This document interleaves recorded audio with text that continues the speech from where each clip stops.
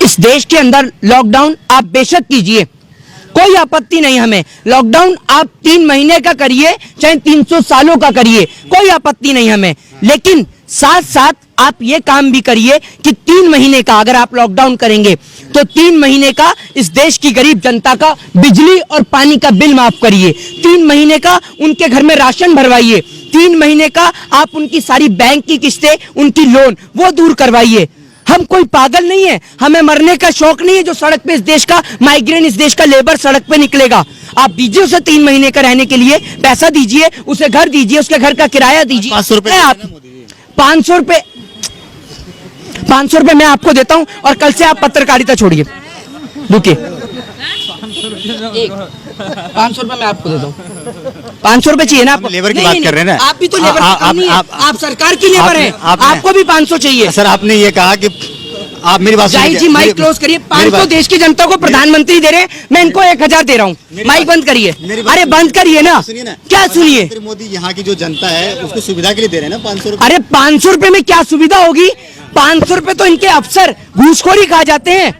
500 रुपए इस देश के अंदर अफसर घूसखोरी खा जाते हैं। खुश हो रहे हैं ना? अरे 500 रुपए में आपको एक बताइए, 500 में सिप्ला कंपनी का इंजेक्शन आ रहा है, रेमडेसिविर जो आ रहा है, ठीक है, उसकी कीमत 5000 रुपीज है, ठीक है, और आप 500 रुपए में करा रहे हैं। 500 रुपए मोदी जी, 500 रुपए छोड़िए, 5000 रुपए ले लीजिए और प्रधानमंत्री पद से इस्तीफा दीजिए। दीजिए ना 500 रुपए अपने मंत्रियों को, एमएलए को। 500 रुपए क्यों नहीं देते? एमएलए चलाएगा 500 रुपए में खर्चा। 5000 रुपए का एक दिन में गाड़ी में तेल और डीजल फूकने वाले एमएलए इस देश की गरीब जनता को 500 रुपए देकर उनके जिस्म का, उनके आप सरकार से चाहते क्या है? 500 रुपए ना दे और दे तो बिल्कुल दीजिए ना। 3 महीने का बिजली पानी माफ करिए अगर लॉकडाउन करते हैं। 3 देश की अर्थव्यवस्था खत्म हो जाएगी ना फिर, अगर पैसे लोगों में बांट दिया जाए तो देश की अर्थव्यवस्था। वाह, 3000 करोड़ की सरदार पटेल की मूर्ति बना दो तो देश की अर्थव्यवस्था बढ़ जाएगी, ठीक है। 10 लाख का सूट पहन लो तो देश की इकोनॉमी बढ़ जाएगी, ठीक है। और करोड़ों रुपया अपनी विदेश यात्रा पे खर्च कर दो तो देश की जीडीपी बढ़ जाएगी। कौन से स्कूल से पढ़ के आए हैं आप? लेकिन अगर गरीब जनता को दे दो तो इकोनॉमी भी गिर जाएगी, जीडीपी भी गिर जाएगी। कौन से स्कूल से पढ़े हैं? मोदी जी के स्कूल से पढ़े हैं क्या जहाँ डिग्री नहीं मिलती? बताइए ना।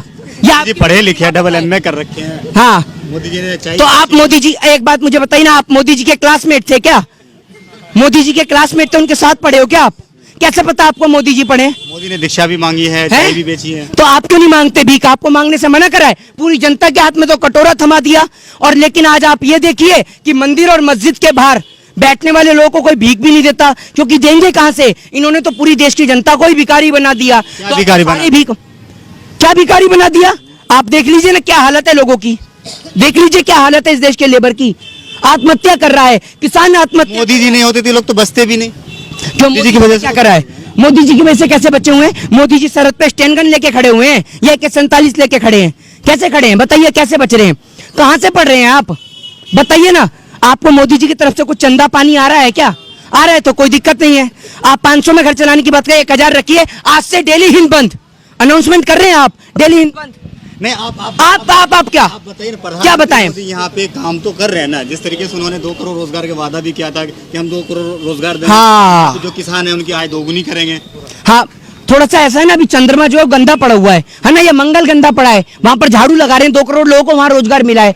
हिंदुस्तान की जगह क्या पाकिस्तान में रोजगार दे के आए हैं? 2 करोड़ कहाँ मिला है रोजगार? भीख मांगना आज देश मजबूत तो हो रहा है ना, पाकिस्तान थर-थर कांप रहा है। वाह, ये तो मैंने सुना ही नहीं था। बहुत खूब, सुनिए, आप कह रहे हैं देश थर-थर कांप रहा है, ठीक है। एक बात बताइए, भारत देश के नागरिक जब ऑस्ट्रेलिया जा रहे हैं तो उनके साथ क्या हो रहा है? पता चल रहा है आपको? बताइए क्या हो रहा है? देखिए डेली कितना पढ़ा लिखा है, बताइए क्या हो रहा है? आप तो मोदी नाम हो रहा है, क्या नाम हो रहा है? देश का नाम रोशन हो रहा है, लोग दूसरे देश में जा रहे हैं, वहां पे अपना कारनामा करके दिखा रहे हैं। क्या कारनामा करके दिखा रहे हैं? कारनामा करने के लिए मोदी जी अकेले काफी हैं। देश के लोग जाते हैं तो देश के लोग, हमारे देश के अगर कोई नागरिक किसी अदर कंट्री में जाते हैं, अमेरिका जाता है तो वहाँ बाइडन वहीं फ्लाइट के बाहर खड़ा रहता है ना कि इंडिया से फूलमाला पहना के स्वागत करो। फक्र के साथ कहते हैं कि हमारे देश के प्रधानमंत्री मोदी है। दलाली छोड़िए, थोड़ा सा देश की ओर ध्यान दीजिए। और भारत से ऑस्ट्रेलिया जाने वाले लोगों को वहां पकड़ा जा रहा है और बंद किया जा रहा है जेल में, और आप सत्ता जी की दलाली कर रहे हैं। कोविड की वजह से तो सबको क्वारंटाइन किया जा रहा है ना। क्वारंटाइन करके जेल में कौन डालता है? आपको देखा है कभी क्वारंटाइन करके जेल में डाला जा रहा है? बताइए ना, क्या हूँ कहाँ डाला जा रहा है जेल में? बताओ। अगर कोई क्राइम करता तो क्या उसको डाले नहीं, जेल में नहीं डाले? मतलब भारत से ऑस्ट्रेलिया जाना क्राइम है? कौन सी IPC कौन से आर्टिकल के तहत है? सबको तो नहीं कर रहे ना, कोई सभी को कर रहा है। क्राइम करते हैं उसी को क्या हाँ, दिखाइए। ना भारत टाइम्स की आपको रिपोर्ट दे दूं और ये देखो डेली कितना पड़ता है, ये पूरे देश को दिखा दूं। आप मोदी जी की इतनी भी दलाली मत करिए जरा मेरे भाई। ये देखिए ना भारत टाइम्स की रिपोर्ट है, ना भारत टाइम्स की, पढ़ लीजिए आप। कैमरा में दिखा दीजिए। कैमरा में नहीं, पहले आप पढ़ लेंगे तो पूरा देश भी पढ़ लेगा। कैमरा में दिखा लीजिए। ये देख लीजिए आप ना आप। ये नौबत आई कहाँ से? आज किसी अदर कंट्री में हमारे देश के नागरिक जाते हैं तो ये नौबत आई ये कहाँ से? नौबत इसलिए आई है क्योंकि देश के जो प्रधानमंत्री हैं वो एक शक्तिशील प्रधानमंत्री हैं, ठीक है। वो उन्हें बिरयानी पसंद है तो पाकिस्तान पहुंचते हैं, और अमेरिका में डोनाल्ड ट्रंप थे तो पहले अमेरिका पहुंच जाते हैं। तो आप ही देखिए, आप ही कह रहे हैं कि देश में विदेश में डंका बज रहा है, पापा का डंका बज रहा है, कितना तगड़ा डंका बज रहा है, आप देख ही रहे हैं डंका कितना तगड़ा बज रहा है। तो दलाली छोड़िए, देश के लोगों के लिए बात करिए। आखिरी सवाल आपका खत्म ही आप नहीं होती। आखिरी सवाल नंदीग्राम से जो है ममता बनर्जी जीत जाती है, बाद में पता चलता है कि ममता बनर्जी हार गई है, तो क्या एक नंदीग्राम सीट हारने से ममता बनर्जी की हार हो गई है? कौन कह रहा है आपसे? कोर्ट गई हैं वो तो। और आप ये देखिए, पहले उनको बधाई दे दी जाती है जीत की, बोल दिया जाता है आप जीत गई, फिर उसके बाद में अनाउंसमेंट करी जाती है कि वो हार गई। सेम बिहार वाला प्रोसेस, सेम बिहार वाला। तो जिम्मेदार कौन है जिम्मेदार? कौन? गलती किसकी है? नेहरू की, नेहरू की गलती है। नेहरू जी अभी है कहाँ? तो ये बीजेपी वालों से पूछो ना, बीजेपी वाले तो हर बात में नेहरू की गलती बताते हैं, तो मैंने भी बोल दिया। और आपको तो पता ही है कि मैं भी अभी स्विट्जरलैंड से आ रहा हूँ। झूठ बोल रहे हैं। क्यों? प्रधानमंत्री ही झूठ बोल सकते हैं, हम नहीं बोल सकते। प्रधानमंत्री है वो बोल सकते हैं कुछ भी, देश को चलाने के लिए कुछ भी बोल। प्रधान, ये मतलब अगर झूठ से देश चल रहा है, अगर झूठ से देश चल रहा है तो क्या गलत है झूठ बोलना? झूठ बोलना सिर्फ प्रधानमंत्री जी के हक में, हमारे हक में नहीं है। क्यों? झूठ बोलने का भी सर्टिफिकेट मिलता है नागपुर से, बताइए ना। तो आप ये सब छोड़िए फालतू की बातें, देश की गरीब जनता की ओर ध्यान दीजिए। जय हिंद, जय भारत, वंदे मातरम।